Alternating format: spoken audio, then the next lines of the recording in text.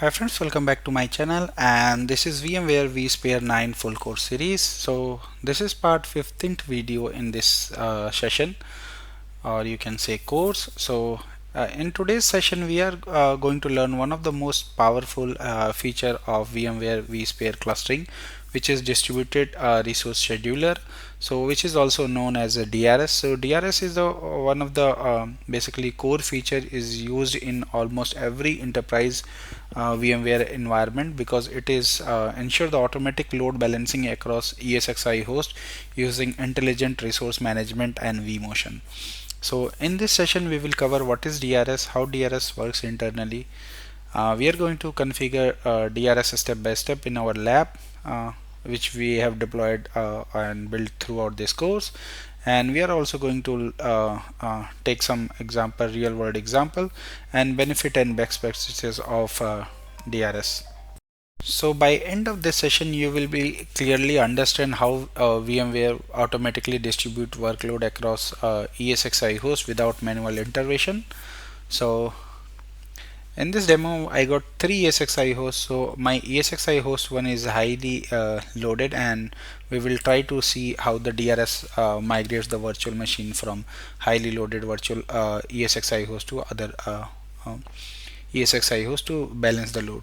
So the configuration and steps are step by step. So enable DRS, choose automatic automation level, set migration threshold, and create DRS group. This is optional, and monitor and verify how DRS works in our environment. So let's do this.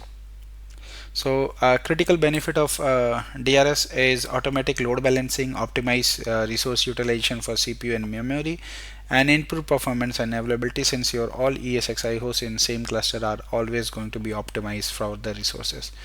So let's understand what is DRS, or distributed resource scheduler. So distributed resource scheduler DRS is one of the feature that automatically balance virtual machine across ESXi host in a cluster based on CPU uses, memory uses, and resource demand.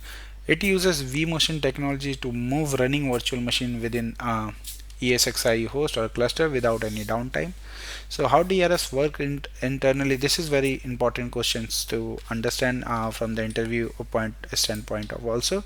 So DRS continues basically monitor the cluster resource. It calculates the imbalance in CPU and memory uses for the cluster nodes, and it identifies the overload or overutilized host, and it generates the migration recommendation, and if fully automation mode, it will execute the vMotion automatically. So key point to understand, DRS is not a replacement for HA. Instead, a DRS optimized performance. HA handles the failover. So this is very important. You should understand what is DRS and what is a HA, and don't mix and get confused between DRS and HA. So HA basically handles failures in the environment, and DRS optimize the performance across the ESXi host in a cluster. So real life example, you can imagine a cloud environment, one of the ESXi hosts running heavy database load, and another is almost ideal. So this is what is in our demo situation also. Without DRS, one host become overloaded, performance degraded, and with DRS, VM workloads are automatically going to be moved, load balance across the cluster, and performance remains stable. So if I show you my environment, this is my Active Directory and DNS server. We got our three ESXi hosts which is running inside the VMware workstation, and this is my storage server which is providing shared storage to across all ESXi hosts. And now if I show you, I got inside this cluster I got two virtual machine, VCSA01 and Win2K25 VM01. So both these virtual machines are running on my ESXi host 1, and if I show you the utilization, host 1 having high utilization, 16% CPU and 57% memory. So we can easily identify this ESXi host is heavily loaded. However, ESXi 3 does not have virtual machines, and ESXi 2 also does not have any virtual machine. So in short, you can understand with the two virtual machine only our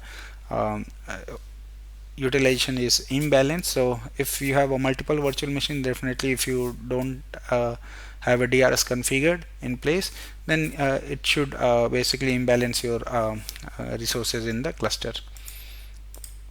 So real production use case in an enterprise environment, one host become heavy overloaded due to traffic spike, DRS automatically migrate virtual machine to another host and loads get distributed, application performance remain stable.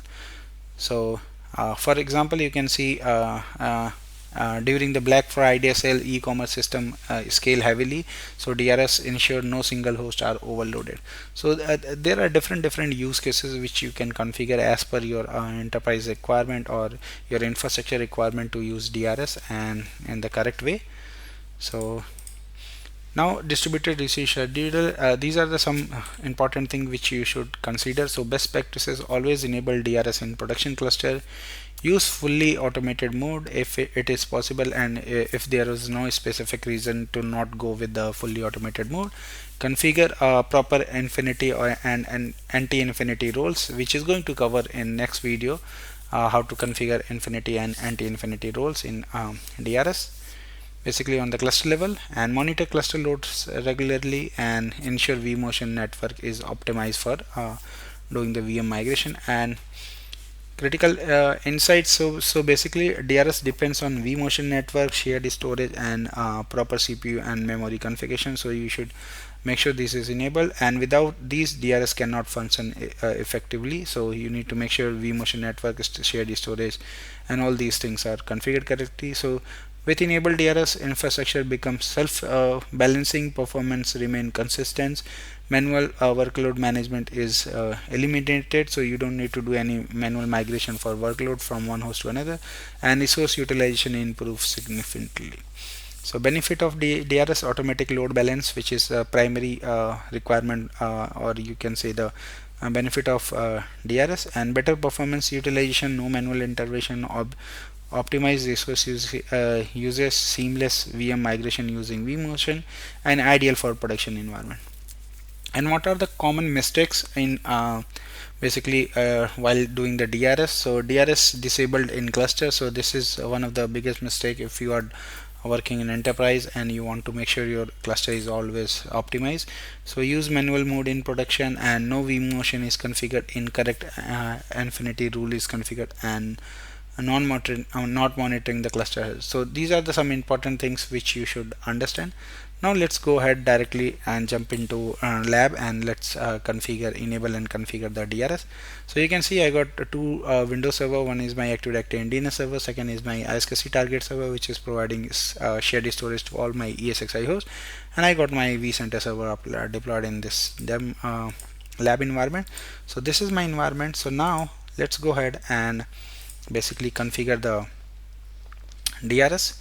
So I have logged into my vCenter, and now I'll go and click on the cluster. I'll go in configuration, and here you will see I have already configured HA in last videos where we have discussed about HA, and we have tested in failover scenario also with the host failure.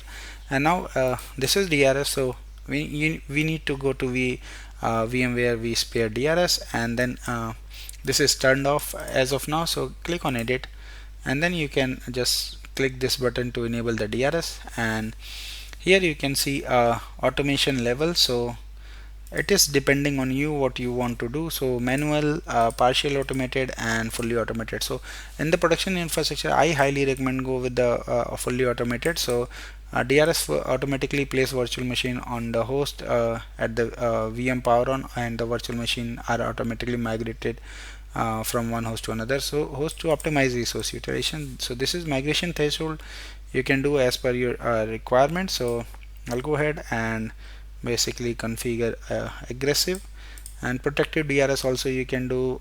So virtual machine automation is enabled.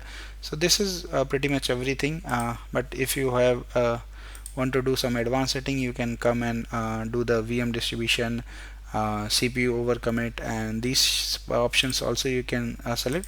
But pretty much if you configure this way, your environment is ready to go with the DRS. I'll go ahead and click OK now. So now you can see the DRS is configured. So reconfigure cluster is done, and DRS automation is fully automated, and you can see these things. now this is good. So now DRS is configured. So now if I go and see, this virtual machine is still running here. Now you can see migration is automatically triggered via DRS. So you can see initiator is system, so this is good. Now you can see migrate virtual machine is completed and system has done this. So now if you see here on the VMs, basically, and let me see which host is migrated, which VM is migrated. So Win2K25 VM01 is migrated. Now if you see here, it's not on host 01, so let's verify this is migrated to host 03. So this is good. So if you have enabled DRS correctly, and if you have configured a fully automated mode, it's already automatically going to balance the load across the cluster. So now you can see this virtual machine is migrated to host number 3, so this is good. Now this virtual machine is very light, it does not have anything running, but yes, if you have a high imbalance workload in your cluster, then DRS is going to do it everything by automatically. So this is good, what we have configured and tested also. So now if you select on cluster and go to monitor, you will see here basically vSphere DRS, and if you click here, if your cluster is configured with DRS is basically configured with a recommendation or manual, you will see all the recommendation coming here, and faults also going to be show you visible here. And in the history you can see this is the DRS migration which is triggered by system, and you can see at this time basically few minutes back, the migration for VM01 from ESXi host to ESXi3 is done based on the DRS configuration. So now if you go here VM DRS score, you should be able to see the DRS score here. So these two machines are participating in DRS, and you can see the CPU readiness and granted memory and all other details. So if you come to CPU utilization, you should be able to see ESXi host 3 is green and 1 is also green. So my CPU workload balance is good. So if you see here, if it is go beyond basically a specific percentage, then it will be considered as a red. So percentage of each virtual machine for resource delivery, this is what it is, and this is how basically DRS calculates the CPU utilization for the virtual machine. And similar thing, you have a memory utilization projection and network also. So basically DRS monitor everything from the compute so CPU, memory and network utilization, and based on that it triggers the migration and recommendation, however based on your basically configuration. So this is pretty much everything which I wanted to discuss and show you in this demo. So in this demo we have basically covered complete understanding about DRS, step-by-step configuration of DRS in vCenter, load balancing demonstration we have seen, and real production scenarios also we have discussed, and advanced DRS features which we have discussed. So DRS is one of the most important feature in VMware vSphere that ensures the efficient and intelligent workload distribution across your vCenter. So thank you for watching. Please subscribe me for more videos, and if you have any query, any question related to this, you can always post me my given mail IDs. Thank you once again. Bye bye.